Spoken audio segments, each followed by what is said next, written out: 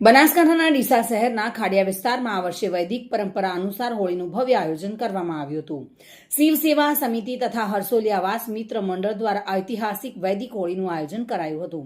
ડીસાના ખાડિયા વિસ્તારમાં 100 વર્ષથી હોળી પ્રગટાવવાની પરંપરા ચાલી આવી છે. આ વર્ષે આ પરંપરાને વૈદિક સ્વરૂપ આપવામાં આવ્યું હતું.